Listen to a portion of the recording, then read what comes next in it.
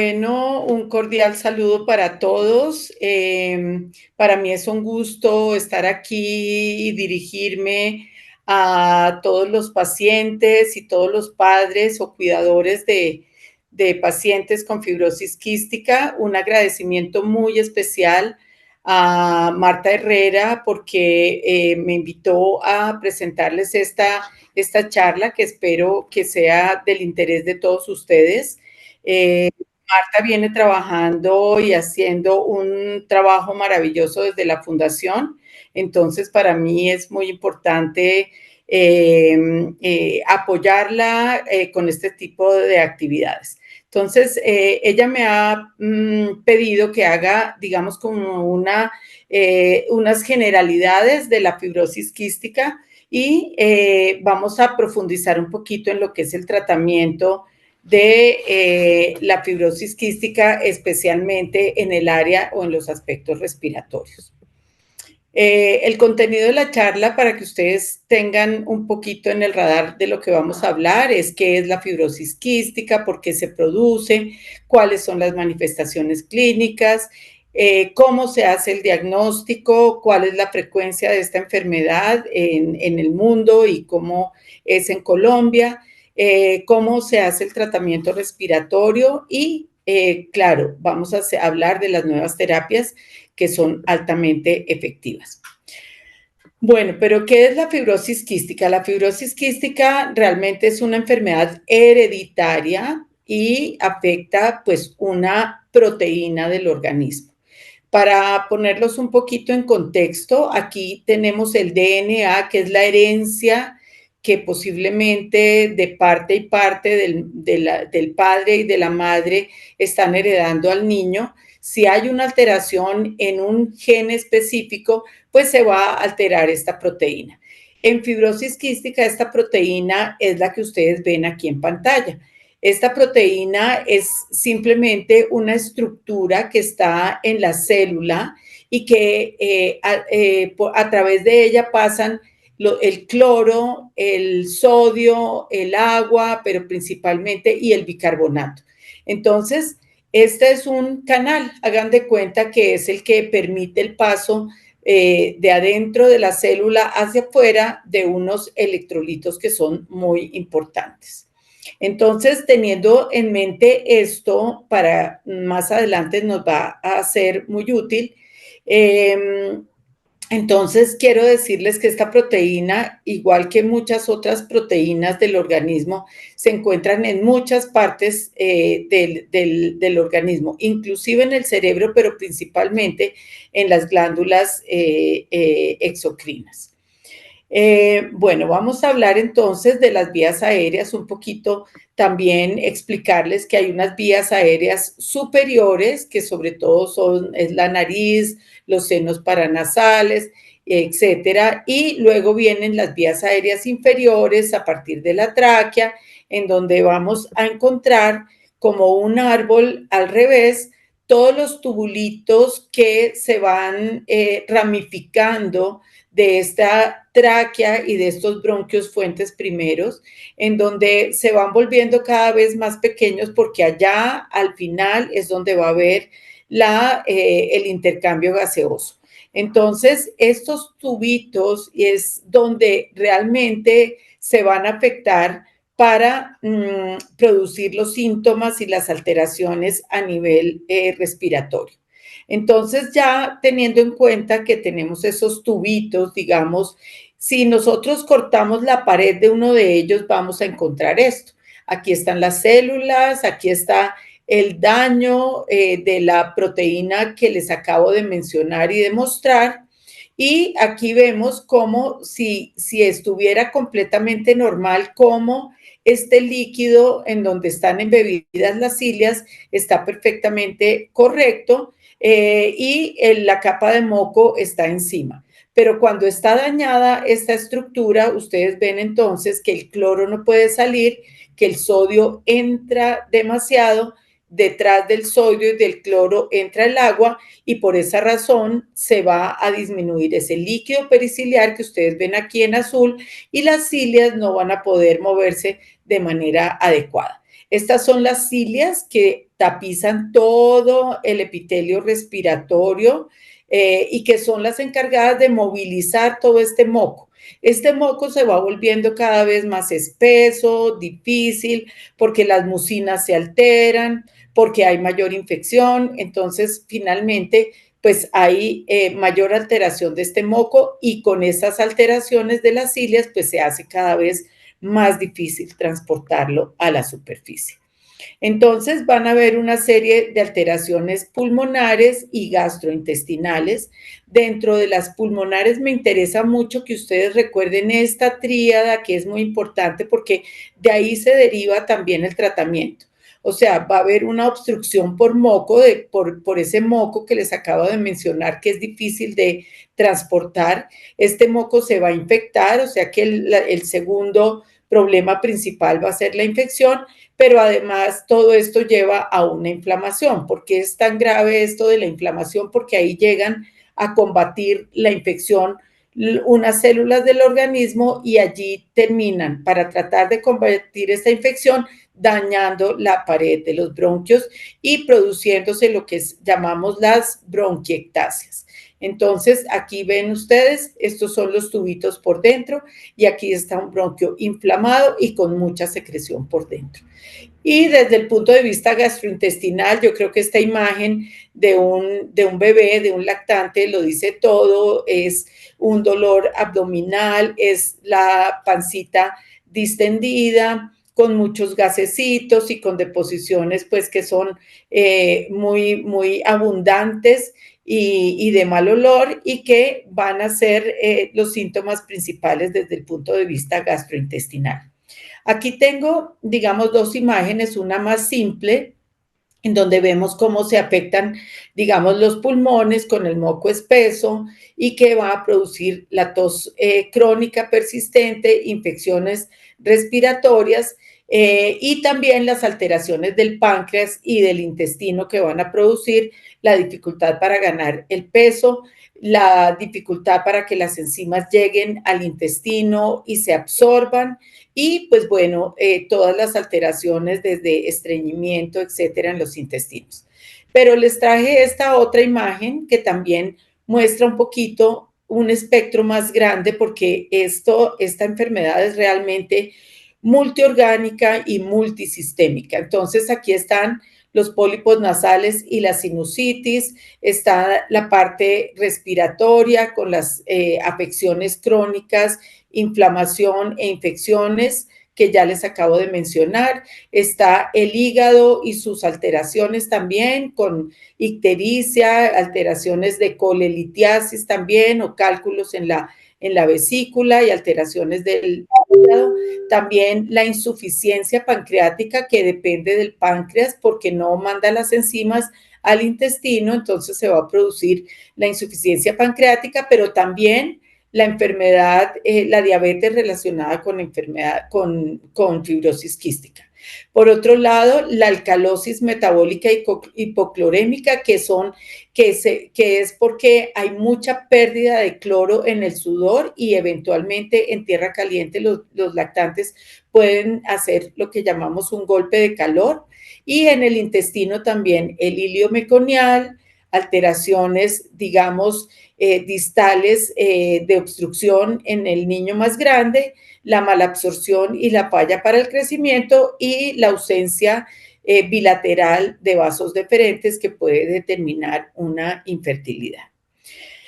Viendo todas estas manifestaciones, entonces, pues vamos a ver cuáles son los principales síntomas. Entonces, aquí vemos, por ejemplo, que tenemos que estar muy atentos a la detección muy temprano, como es en este lactante, cuando haya cuadros muy recurrentes, tanto de obstrucción bronquial como de neumonía, cuando vemos que al besarlo se le siente en la frente el sudor muy salado, cuando hay pólipos nasales o sinusitis, cuando hay infecciones por unos gérmenes que son muy típicos de esta patología, como es la Pseudomonas aeruginosa, que va a producir las bronquiectasias a nivel de las imágenes, que es este es un TAC de tórax, y los deditos que son en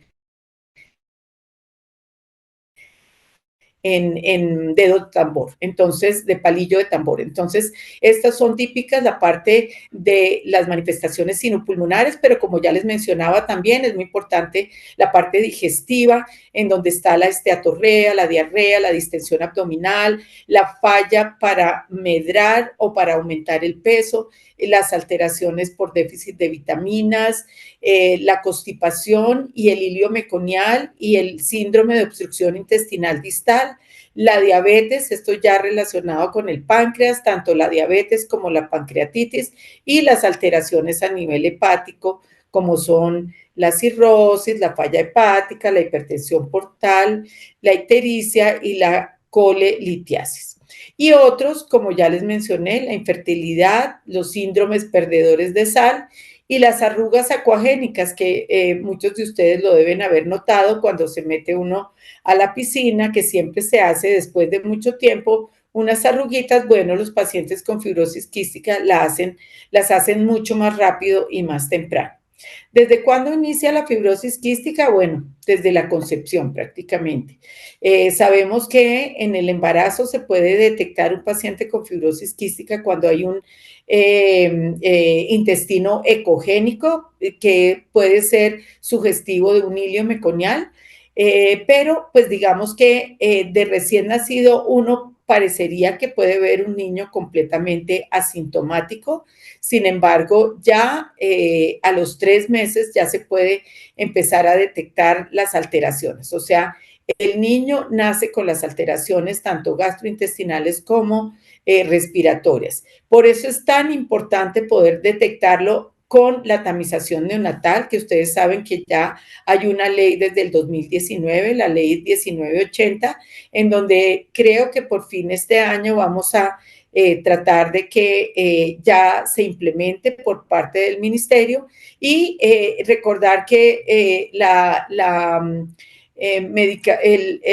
sustancia a medir es la tripsina inmunoreactiva, y si esa primera sustancia elevada en la sangre de talón del recién nacido, se va a necesitar otra para confirmar, ya sea en esa misma sangre de talón con la proteína asociada a pancreatitis, o 3 semanas después volverle a hacer otra tripsina inmunoreactiva.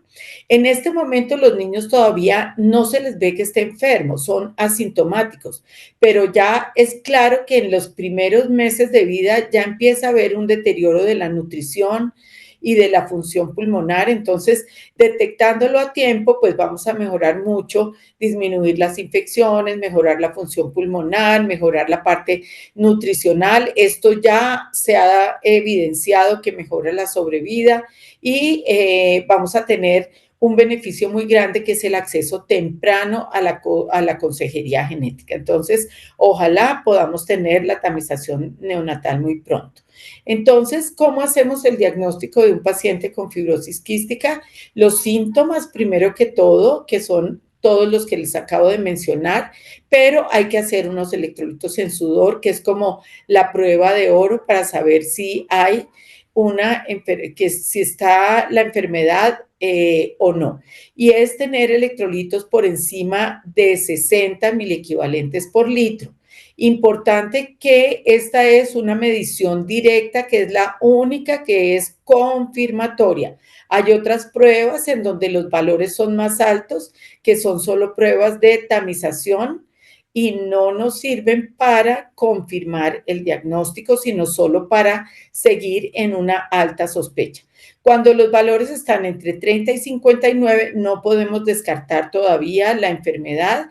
Hay que volver a confirmar y hay que hacer estudios genéticos para evaluar si realmente hay dos mutaciones, que es con lo que por segundo pruebas se confirma con la genética las mutaciones que están afectando, que siempre tienen que haber dos, una heredada por la mamá y otra heredada por el padre.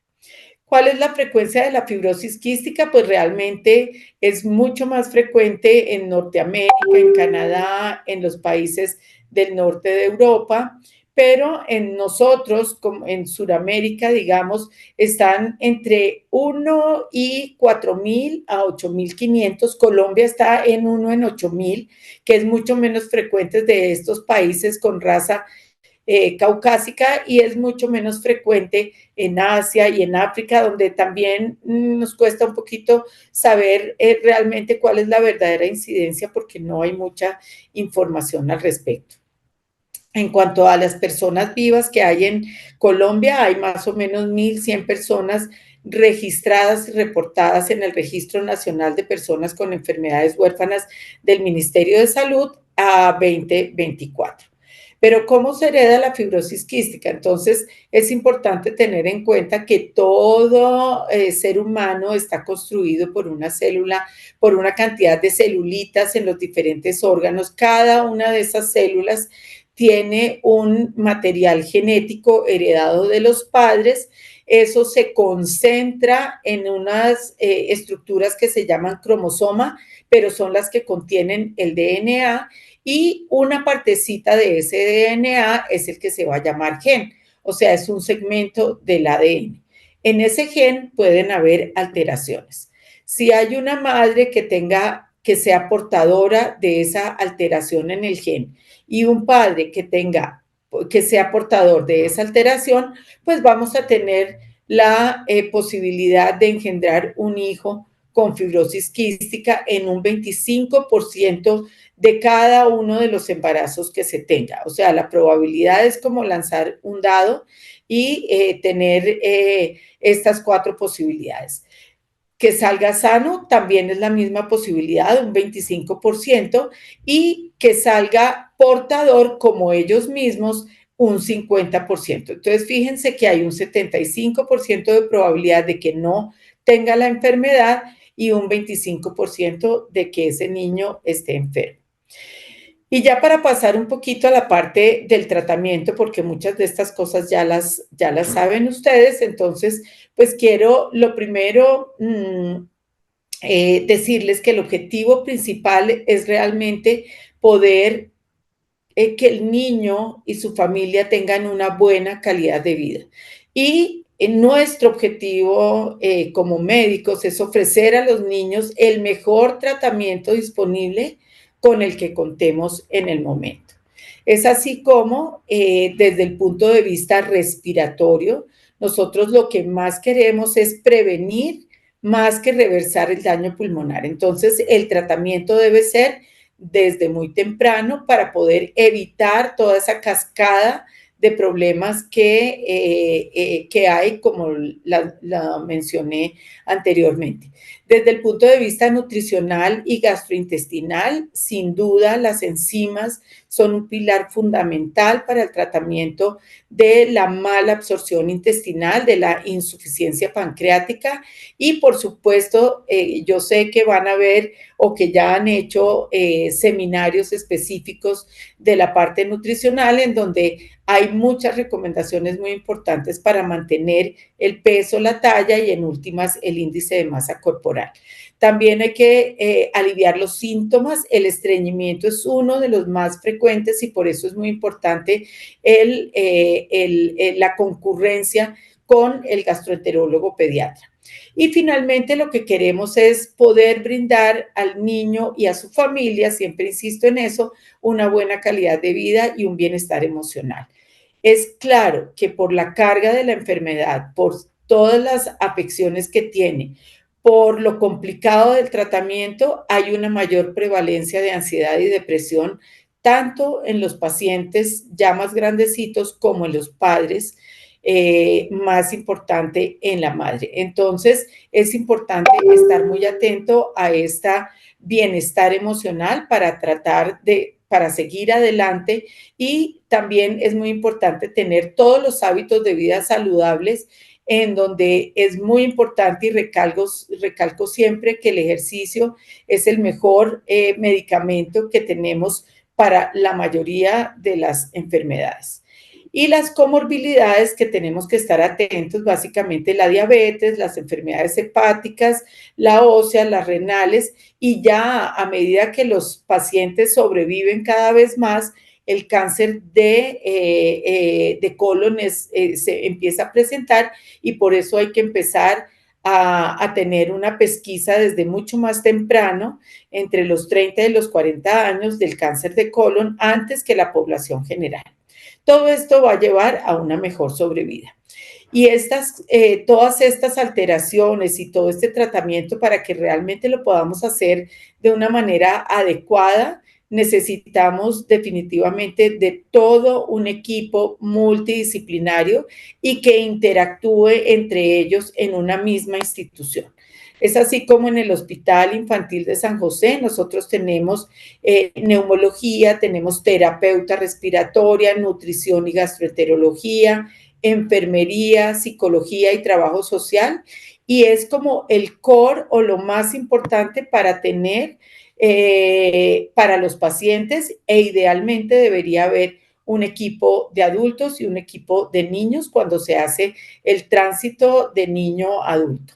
Y hay otra serie de profesionales que son muy importantes, no quiero decir que no, pero que van a estar atentos cuando se les requiera y no tienen ni son obligatorios que estén, pero si podemos contar con un pediatra, internista, endocrinólogo, nutriólogo, genetista, pedagogo, otorrino, infectólogo, urólogo, ginecobstetra y fisiatra, pues maravilloso, pero más como interconsultantes que como el equipo core o central que necesitamos para las atenciones y el seguimiento de primera vez y durante todo el proceso diagnóstico y de tratamiento. Recordemos de todas formas que se necesita no solo del equipo de salud, se necesita, y es muy importante, el equipo o las redes de apoyo en la familia. No es fácil sobrellevar estas patologías, por eso es muy importante que nos ayudemos entre la familia, con los padres, por supuesto, pero si hay más red de apoyo, una red de apoyo más amplia, va a ser, las cargas se van a poder sobrellevar mucho mejor. Y cada vez más el niño o el joven tenemos que hacer que haga una buena transición de la edad pediátrica al adulto para que realmente tenga una buena adherencia, logre ese autocuidado y ese comportamiento de adulto para cuidarse a sí mismo y que no tenga la familia que estar detrás de ellos ya cuando son adultos. Ya para entrar al manejo respiratorio, uno de los pilares más importantes es la terapia respiratoria. Y entonces la pregunta es, ¿desde cuándo hay que hacer la terapia respiratoria? Prácticamente tan pronto se haga el diagnóstico. Si nosotros vamos a lograr hacer el diagnóstico de recién nacido, pues va a ser maravilloso porque vamos a poder iniciar el tratamiento desde el diagnóstico, desde que nace. Y por eso dice que aún si el paciente no tiene síntomas. Para esto necesita, por supuesto, una terapeuta que enseña a un familiar para mantener haciéndole la terapia respiratoria de manera permanente. Recordar que en estos niños tan chiquitos puede haber un riesgo de gastroesofágico y por eso debemos evitar levantarle o poner la cabecita debajo y levantarle el cuerpo. Tener presente eso y tener presente que la terapia debe ser todos los días. Bueno, y el primer componente de esa tríada que ustedes veían que teníamos en las primeras diapositivas, la obstrucción de las vías aéreas por moco es lo primero que tenemos que tratar. Por supuesto, el pilar más importante, la terapia respiratoria, que se va a ir modificando de acuerdo a la edad y por eso lo importante de la terapeuta respiratoria vaya siendo un acompañamiento a medida que el niño vaya creciendo. Entonces, podemos hacer BAO ventanas, podemos jugar a las burbujitas, podemos hacer la terapia convencional, podemos soplar con un pitillo con agua, las espantasuegras, bueno, hay muchos juegos que se pueden hacer desde chiquitos y como les mencionaba, la terapia convencional. Pero a medida que el niño se va volviendo más grande, tenemos que empezar a reforzar la independencia del paciente. Entonces, tenemos que enseñar a hacer los ejercicios respiratorios, específicamente el ciclo activo de la respiración, y empezar a utilizar los dispositivos PEP oscilantes, que hay muchos en el mercado. A veces no se encuentran tan fácil porque, por ejemplo, la Capella, que veníamos usándola mucho, ya la dejaron de traer al país. Es posible que entre la aeróbica, está el Cornet también y está el Flutter, que no es tan fácil utilizarlos, pero pues que si no hay más, pues esa puede ser una herramienta importante. Ya para hablar de los medicamentos, entonces tenemos que hablar de la Dornasa alfa.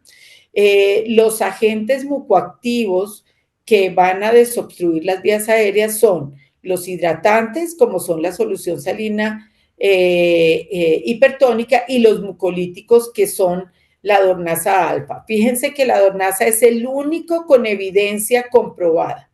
Y esto ha documentado que disminuye el BEF1, mejora el BEF1, disminuyen las exacerbaciones y también mejora la inflamación. Ustedes ven aquí cómo el moco aquí está espeso y prácticamente así lo volteé yo, no va a escurrir, digamos aquí, y con el efecto de la Dornasa alfa ya podemos ver que eso se fluidifica. Entonces ese es el objetivo, fluidificar. ¿Y cómo lo hace? Aquí les pongo yo este muñequito que está con una tijera, y es porque él lo que hace es que cliva, o sea, que corta el DNA que hay en todo el moco de la vía aérea, porque está lleno de todas las células que han ido a tratar la infección, y por eso está muy lleno de DNA. Entonces, al cortar ese DNA, realmente se fluidifica. Y esta es la dosis diaria que nosotros utilizamos 30 minutos antes de la terapia convencional. Hay que utilizar los equipos o los compresores adecuados y los nebulizadores adecuados, y recordar que también esta Dornasa eventualmente en casos severos de sinusitis nos puede ser útil también para mejorar esas alteraciones en senos paranasales. Tener cuidado con refrigerarla, con protegerla de la luz y del calor. Se dice que si hay un aspecto turbio no se debe utilizar. Siempre esperar a que la dosis esté completa, no hay que mezclar ni diluir, y se debe utilizar los nebulizadores PARI para poder entregar, digamos, el tamaño de las partículas adecuadas para que entren a los bronquios. El otro agente mucoactivo importante es la solución salina hipertónica al 7%. Es verdad que uno la puede eventualmente utilizar a menos, al 3.5%, pero ya no es tan efectiva. Es suero fisiológico, que está al 0.9%, pero con súper exceso de sal. Digamos que es un complemento de la Dornasa alfa y recupera este líquido periciliar que ya les había mostrado que se daña con la alteración. Entonces va a hidratar un poquito este líquido y va a hacer que las cilias se mejoren. Esta es la forma de administrarlo, es 2 veces al día. Y a veces hay escasez, como en estas épocas, en donde se puede preparar en casa como agua destilada, 2,5 centímetros, y cloruro de sodio o natrol, 2,5 centímetros, para conformar 5 centímetros y poder nebulizarlo 2 veces al día. Recordar que esta solución salina hipertónica y otros medicamentos pueden producir broncoespasmo. Por eso necesitamos antes los broncodilatadores. Es importante entonces que estos broncodilatadores, que son salbutamol o levosalbutamol, sean utilizados ya sea nebulizados o con inhalocámara y con el inhalador de dosis medida. Y es claro que la terapeuta y el neumólogo tienen que insistir en cómo es la técnica inhalatoria para que realmente se usen de manera adecuada. Los compresores y los nebulizadores para poder llevar, digamos, estos medicamentos al pulmón van a ser en lactantes este tipo de nebulizador. En el preescolar esta interfase también con este nebulizador, pero ya a partir de los 3 años, idealmente el niño debe ponerlo en la boca para que realmente llegue mejor al pulmón. Y este pues es el compresor que nos va a ayudar para que estos medicamentos lleguen. La inflamación es también, como les mencionaba, es el segundo componente de la tríada, aquella que les mencioné, que es obstrucción de moco, inflamación e infección. Y esto es muy importante porque se ha demostrado que la acitromicina, que es un antibiótico, pero dado como antiinflamatorio, 3 veces por semana disminuye las exacerbaciones y mejora la función pulmonar. Entonces, podemos utilizarlo en jarabe o en tabletas y hay que descartar de todas formas siempre previamente las infecciones por micobacterias. Se dice que su efecto es mejor si hay ya una infección por pseudomonas, la respuesta a estos antiinflamatorios es mejor. Luego viene el manejo de la infección. Se dice que no está recomendado dar antibióticos para prevenir las infecciones. Es muy importante y sí está recomendado erradicar la primoinfección, o sea, la primera vez que un niño se infecta con Pseudomonas aeruginosa, tienen que acudir rápidamente como una emergencia al neumólogo que esté a cargo del niño para hacer un tratamiento de erradicación. Si eso ya no se puede hacer o ya hay infección crónica, lo que podemos hacer es una supresión de esta Pseudomonas aeruginosa a través de antibióticos inhalados, porque ya esta Pseudomonas seguramente tiene una biopelícula. Y en las exacerbaciones, entonces, los tratamientos van a ser orales, dependiendo de qué tan severa es la exacerbación, o endovenosos, y van a haber diversos gérmenes. ¿Cuáles son los gérmenes? Entonces dependen de la edad. En los primeros años de vida, el principal es el estafilococo aureus, que después va disminuyendo en la medida en que aumenta la Pseudomonas aeruginosa a través de la edad. Hay otros como la Burkholderia cepacia, que ojalá no la tengamos nunca, es difícil de erradicar, la Stenotrophomonas maltophilia, la Achromodacter psiloxidans, bueno, y el Haemophilus influenza. Todos estos acompañan durante todas las edades las infecciones en el paciente con fibrosis quística. El tratamiento de supresión, entonces fíjense que puede ser a través, ¿por qué con antibióticos inhalados? Porque va directo a las vías aéreas y llega en altas concentraciones. El tipo de antibiótico a utilizar va a depender del médico tratante, de la administración, de qué tan fácil es, de qué tenemos en Colombia. Entonces podemos tener algunos de estos medicamentos. Por ejemplo, no lo tenemos. Astronam lo tenemos por solicitud como vital no disponible, y tenemos sobre todo la tobramicina nebulizada y el colistimetato de sodio. Recuerden, es para la infección por pseudomonas cuando ya es una infección crónica. Pero ¿cómo es el orden de los medicamentos? Esto es bien importante. Entonces, primero tenemos que usar, como les mencioné, el broncodilatador, que es el salbutamol, luego la solución salina hipertónica para hidratar la vía aérea, luego la dornasa alfa para fluidificar las secreciones y ojalá a los 30 minutos después hacer la terapia respiratoria. El horario en que se hace la dornaza no importa si es en la mañana o en la tarde. Hay personas que les gusta mucho poder hacer una terapia bien completa con dornaza y todo en la tarde o antes de acostarse porque les funciona más para su horario. Y luego, después de haber hecho una limpieza de la vía aérea, se van a administrar los antibióticos inhalados. Y finalmente, los inhaladores, como los esteroides, si es que están indicados, se podrían administrar después. Entonces, vamos a hablar un poquito de las exacerbaciones pulmonares. Lo mejor es evitarlas. Entonces, ¿cómo las evitamos? Llevando un adecuado tratamiento con todos los medicamentos que les he mencionado hasta ahora. Entonces, hay que hacer un diagnóstico temprano de ellas y tratarlas de manera oportuna. El hecho de poder hacer el diagnóstico temprano también nos ayuda a poder detectar estas afecciones tempranamente y el control también de todas las comorbilidades.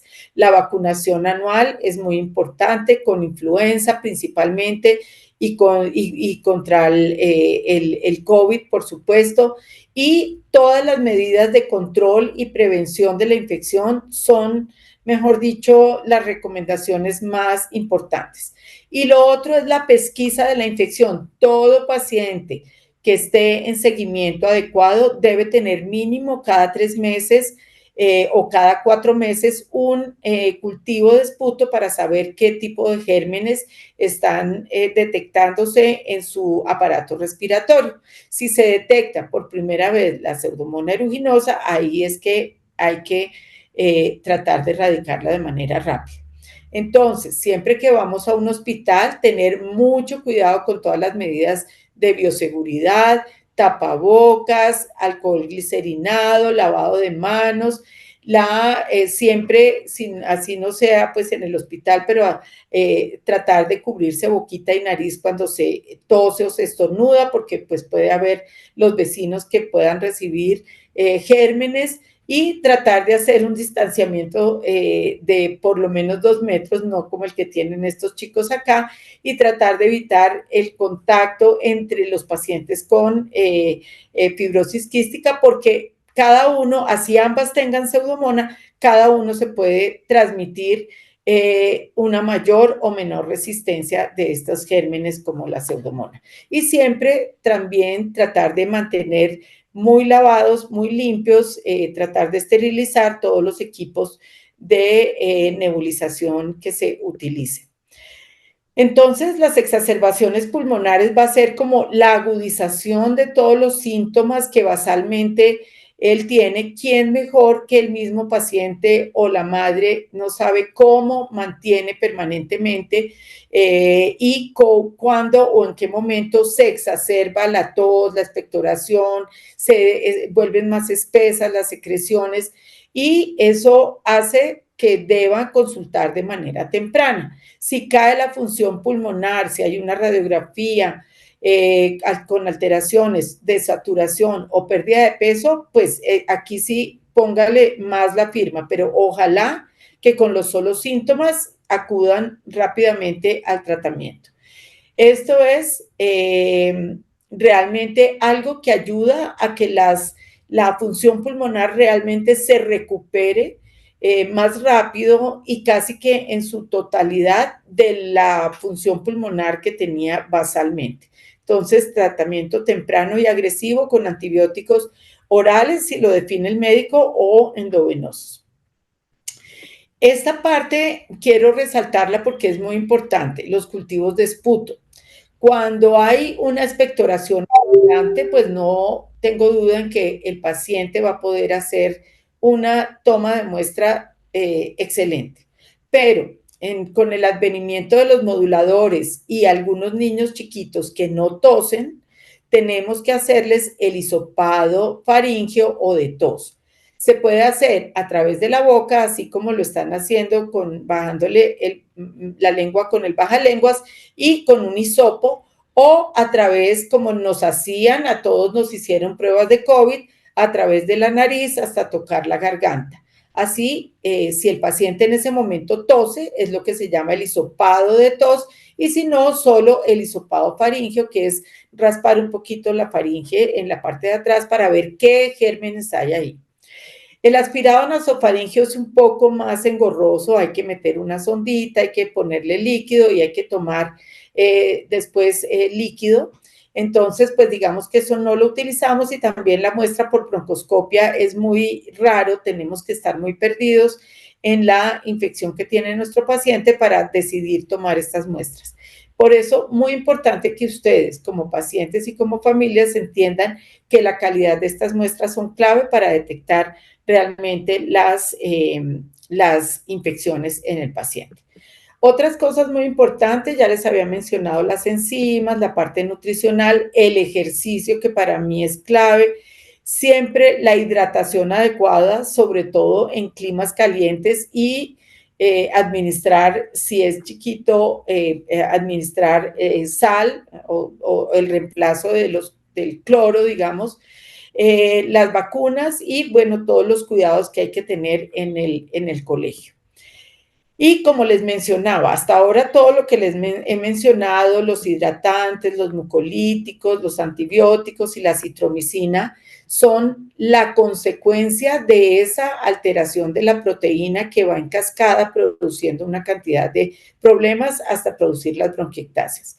Pero ya hay un medicamento que puede alterar o mejorar, más bien modular, podemos decir eso, el CFTR, que es la proteína que está alterada en la fibrosis quística, que ustedes ya la vieron en una de las primeras diapositivas. ¿Qué moduladores hay? Hay en total 6 moduladores aprobados por la FDA. De los potenciadores están el ivacaftor y el deutivacaftor, y dentro de los correctores están estos que son lumacaftor, tezacaftor, el hexacaftor y más recientemente el vanzacaftor. A veces cuando la alteración de la proteína es simple, o sea, solamente hay necesidad de abrirlo, entonces se utiliza un potenciador para que ese canal empiece a funcionar. Pero como en la delta F508, que es la mutación más frecuente, está más alterada porque no hay un plegamiento adecuado de esta proteína y por ende no llega hasta allá, vamos a necesitar de 1 y hasta 2 correctores para poder arreglar esa proteína y llegar hasta la superficie, y allí usaríamos el potenciador. Por eso hay combinaciones de ellos entre todos para mejorar su efectividad. Realmente los moduladores ya llevan 15 años de investigación. El primero que salió al mercado fue el ivacaftor, que tuvo la aprobación en el 2012, que ya está aprobado desde el mes de edad y que realmente le sirvió muchísimo, pero solamente a un 4% de los pacientes con fibrosis quística que tenían las mutaciones de clase 3, que ahorita lo vamos a ver.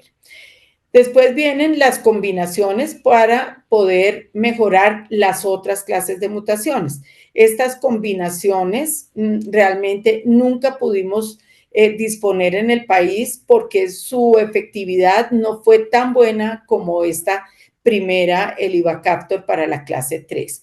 Y ya más recientemente, en el 2019, recibió la aprobación el elexacaftor, tezacaftor y ivacaftor, que ya está aprobado por mayores de 2 años y que realmente pretendo mostrarles ahorita la evidencia de cómo ha realmente ayudado mucho en muchas cosas o en muchas alteraciones del paciente con fibrosis quística.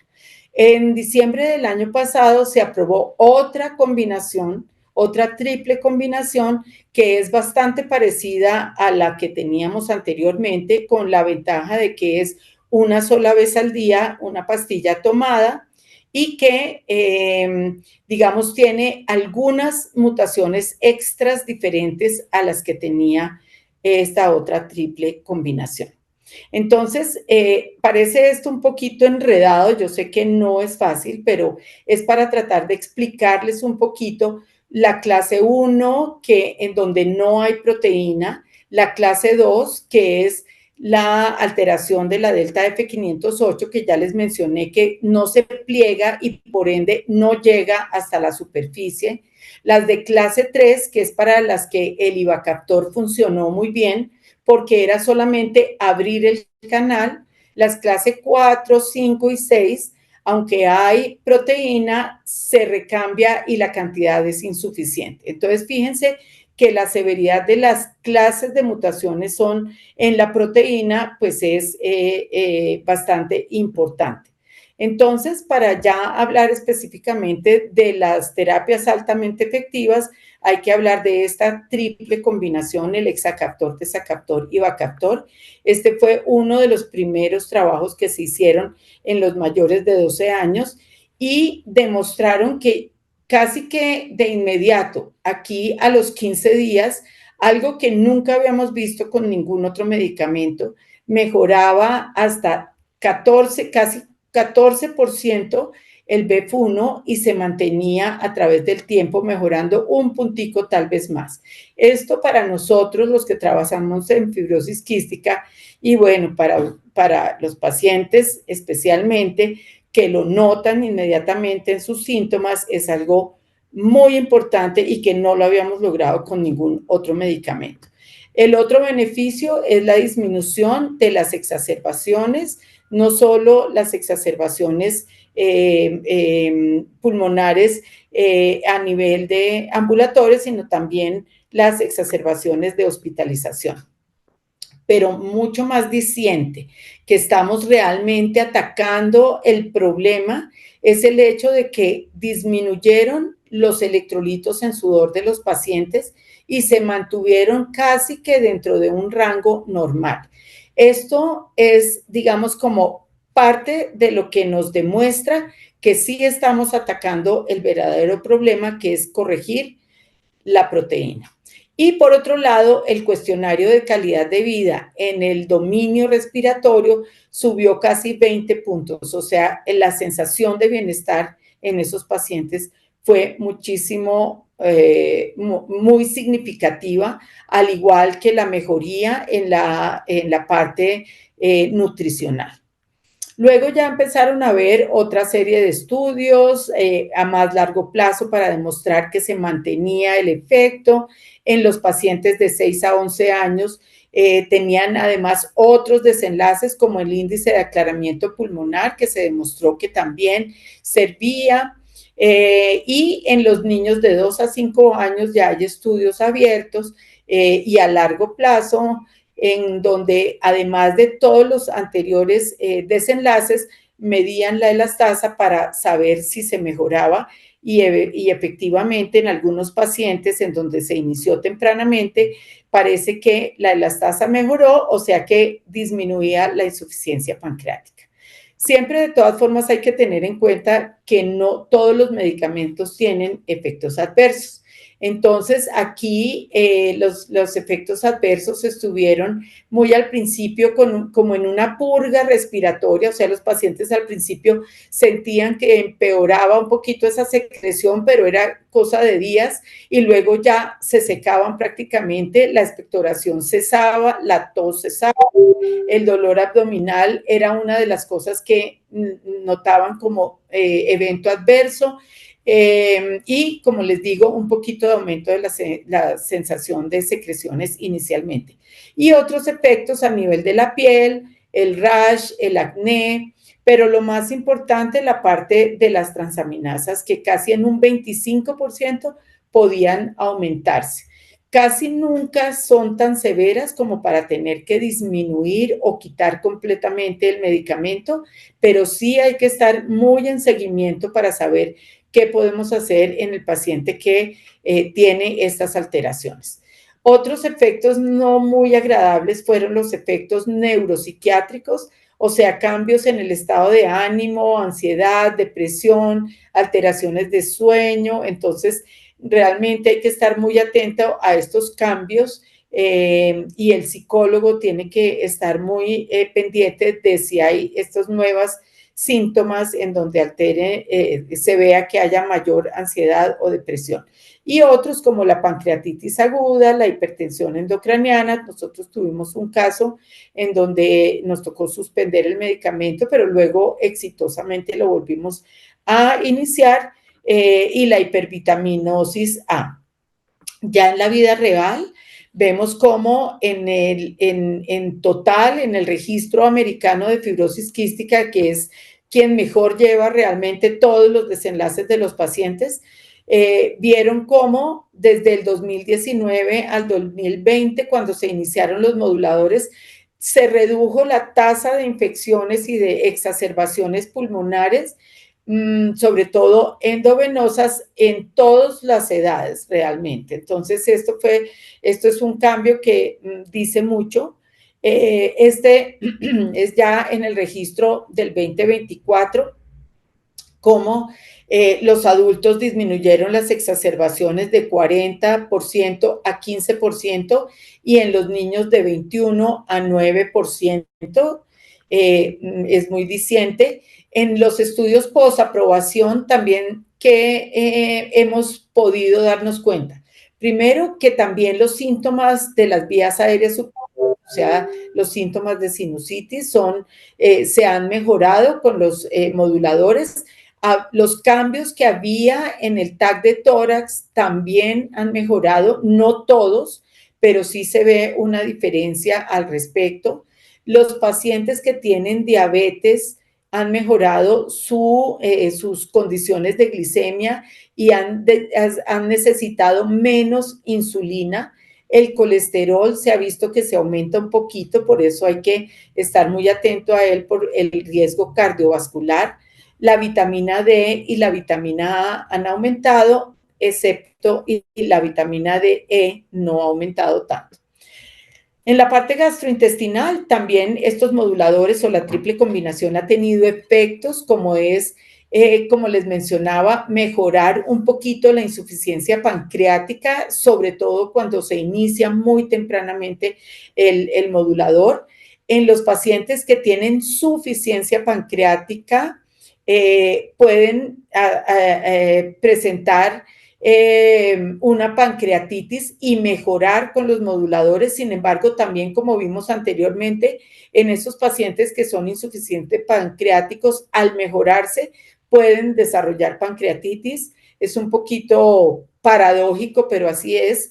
Los síntomas gastrointestinales mejoran, dados por unos scores que se han hecho para poder documentar estas mejorías.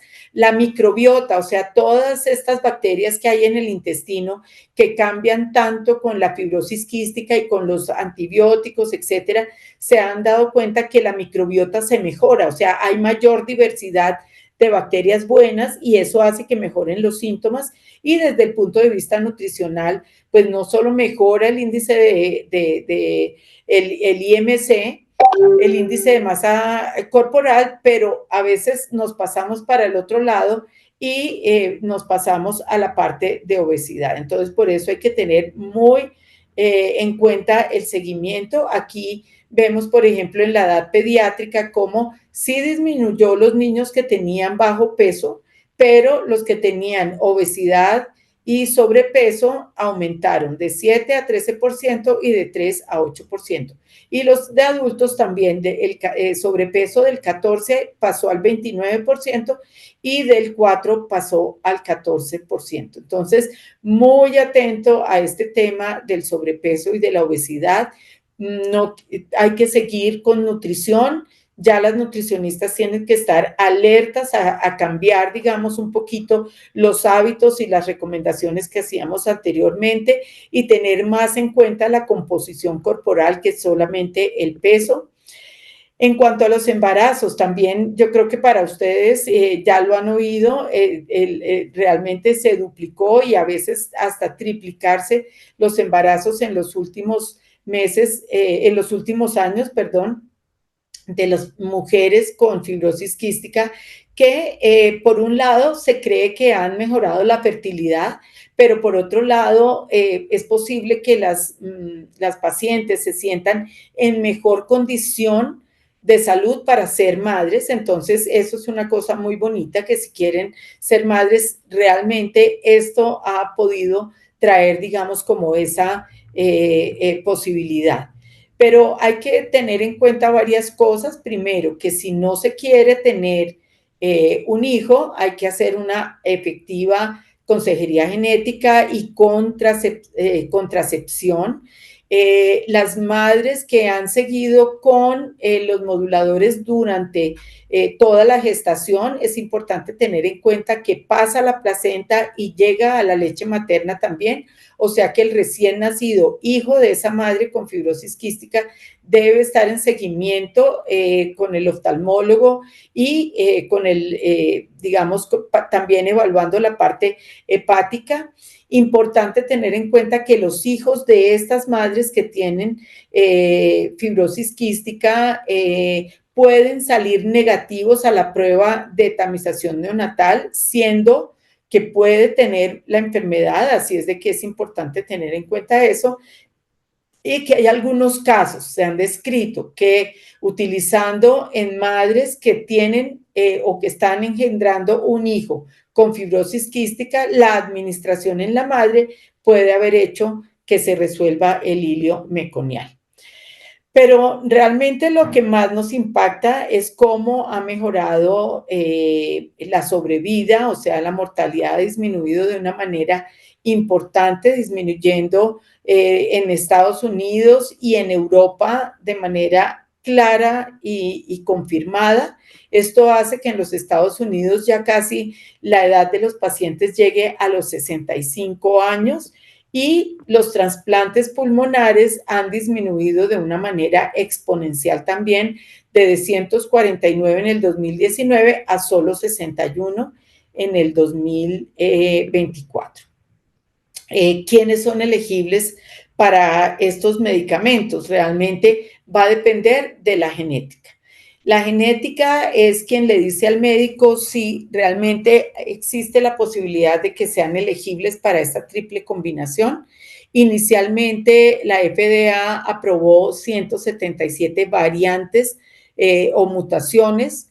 Luego se fue ampliando por un estudio francés que se hizo en donde demostró que había mejoría en muchos de variantes que no estaban ya aprobadas, entonces se amplió un poquito ese espectro. También la FDA permitió el uso de datos in vitro para expandir las indicaciones de estos medicamentos, entonces se amplió todavía más y ya ahorita hay 507 variantes con datos tanto clínicos como in vitro que pueden ser elegibles para estos moduladores. Desafortunadamente, los que no están elegibles por ahora son aquellas mutaciones que están en clase 1, porque son unas mutaciones en donde hay un codón de parada y la proteína se trunca y prácticamente desaparece. Pero de todas formas, la Fundación de Fibrosis Quística, pues, tiene el lema de no dejar a nadie atrás y está trabajando mucho sobre otros medicamentos que pueden servir para esta clase 1. Esperamos tenerlos muy pronto porque, pues, la verdad quisiéramos que todos se beneficien de estos nuevos medicamentos. Nosotros en el Hospital Infantil de San José pudimos tener y recopilar la experiencia que tuvimos con nuestros pacientes. Ya tenemos más o menos 45 pacientes en tratamiento y pues realmente los que les mencionaba es que la tos definitivamente disminuyó en los primeros 8 días prácticamente y la expectoración también disminuyó de una manera considerable. La función pulmonar mejoró mucho más en los menores de 18 años que en los mayores de 18 años, lo que confirma la importancia de utilizarlos de manera temprana. La parte nutricional también mejoró tanto el peso como la talla, como el índice de masa corporal de manera significativa. Y las exacerbaciones pulmonares también logramos que las leves disminuyeran de 26 a 11, es la administración de antibióticos, tanto 6 meses antes del modulador como 6 meses después, y los cultivos de esputo positivos disminuyeron de 88% al 50%, si bien es claro que las muestras eran más difíciles de tomar ya cuando estaba con los moduladores. De que realmente estamos mejorando la proteína que es la real alteración, encontramos que la mejoría de los electrolitos en sudor mejoraban en por lo menos 21 pacientes, mejoraron realmente mucho.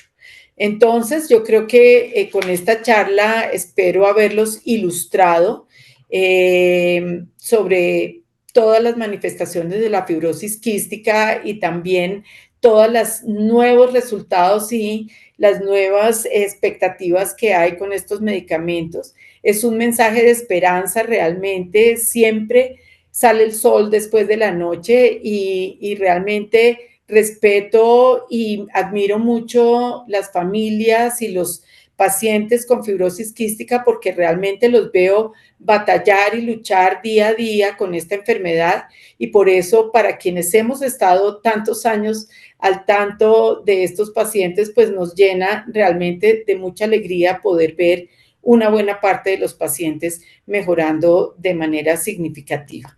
Estamos seguros que la Fundación de Fibrosis Quística va a seguir desarrollando mejores medicamentos, mejores dispositivos para poder mejorar la fibrosis quística. Muchísimas gracias.